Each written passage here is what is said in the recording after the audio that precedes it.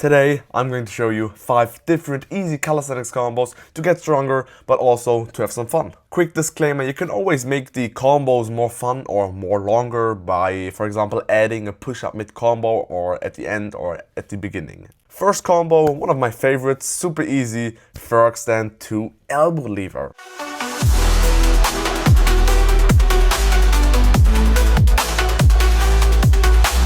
Now, also, I'm going to talk about technique and requirements for every combo.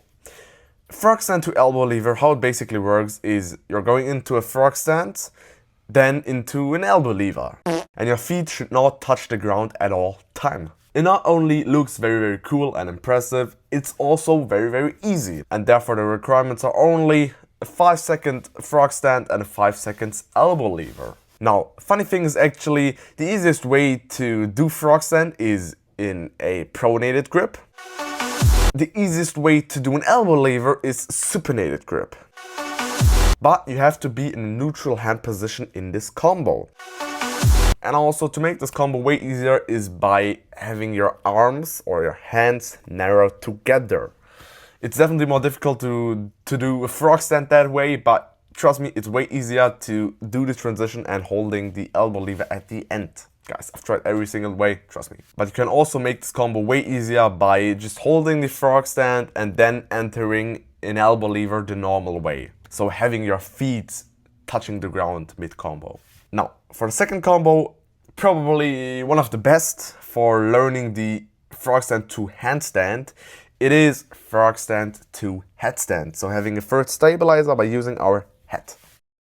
Why this combo is super important for frogstand to handstand is because it trains the second part of frogstand to handstand, the push-up. But if you want to learn more about that, then definitely check out the first link in the description where I explain different kinds of handstand entries. For example, frogstand to handstand. And also the great thing about frogstand to headstand, you only need a clean frogstand. You definitely need a stronger frogstand than you would have needed in the first combo. So let's say about 20 seconds frogstand, right? You are able to move around a bit and it just feels comfortable. The great thing, you don't need a headstand.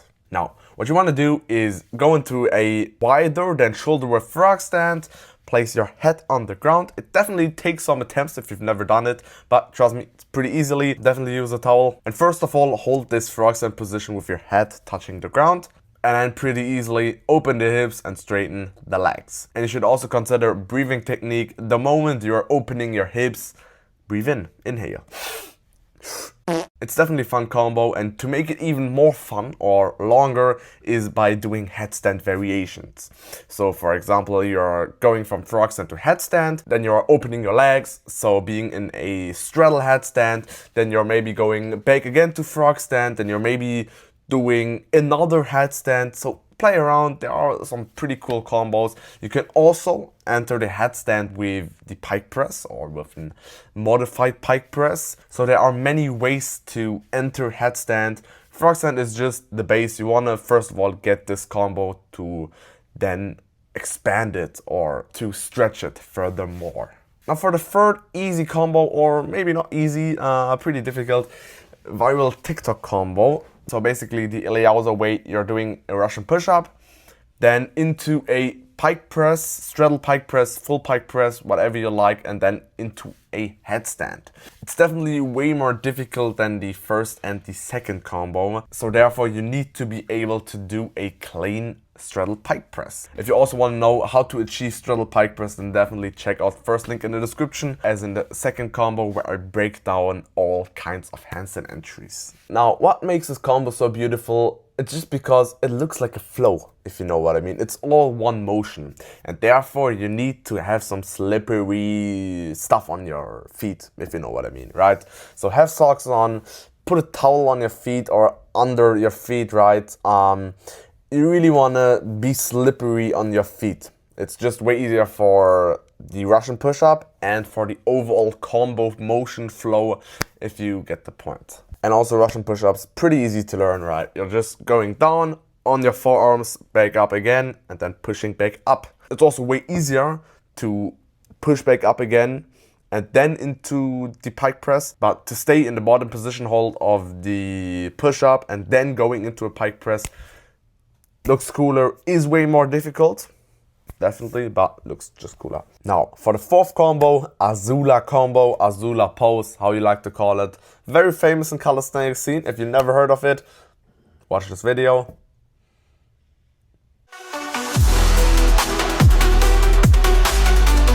It's basically a 90-degree hold or a bent arm planche, however you like to call it, into a L-sit.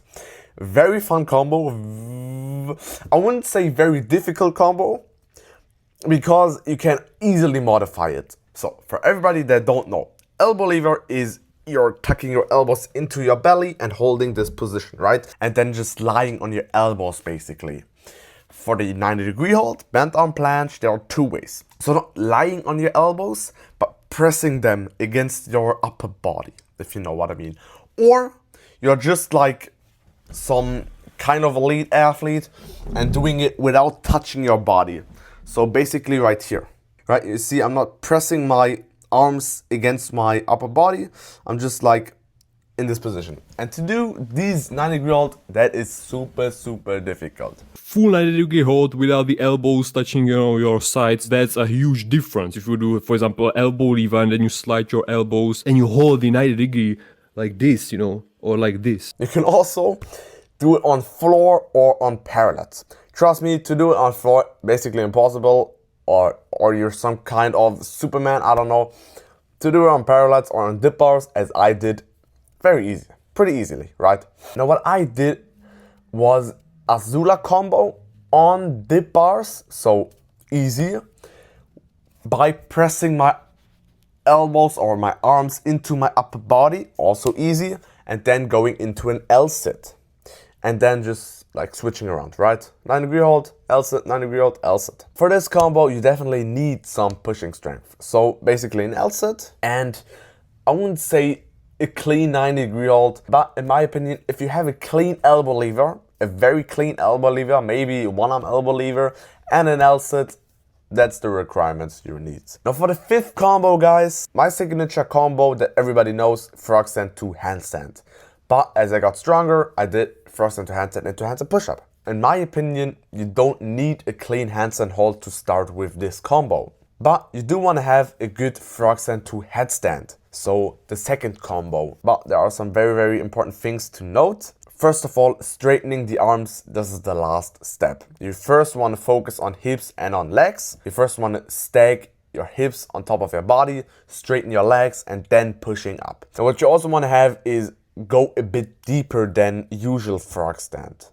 That just makes the second step or the transition into handstand easier, but pressing up, so straightening the arms, a bit more difficult, but that compensates, no problem. The moment you're about to open your hips, inhale. And as I said, you can always make the combo longer. For example, the same as I did, just by adding a handstand push-up. But that takes a handstand push-up. You need to be able to do a handstand push-up to add it to your combo. If you want to learn how to do handstand push-ups, write it down in the comments. And I would say, I hope you enjoyed this video, guys. Leave a comment and like it down below. Much appreciated. Subscribe to my channel and see you next time, guys, okay?